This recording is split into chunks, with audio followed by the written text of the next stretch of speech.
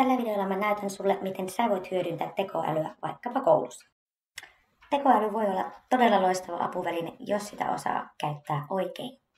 Mutta ihan ensiksi täytyy muistaa, että tekoälyllä on rajoituksia. Se ei ole oikeasti luova, se ei välttämättä ihan luotettavasti erota faktaa fiktiosta ja ennen kaikkea se ei ajattele itse. Joten tässä muutama vinkki, millä teet elämästäsi helpompaa. Esimerkiksi pitkät artikkelit, sano vaan, tiivistetään mulle selkokielellä ja 10 sekunnissa sä ymmärrät, mistä on kyse. Tai jos pitää kirjoittaa essee, eikä hajuakaan mistä aloittaa, tekoäly auttaa jäsentämään ajatukset.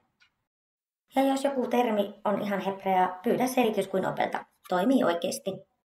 Kunhan muistat, tekoäly ei korvaa sun aivoja, se on apuväline, ei oikotie. Kiitos kun katsoit, pistä kanava seurantaan, jos haluat saada tietoa monimutkaisista asioista yksinkertaisesti selitettynä, niin kuin olisit 15.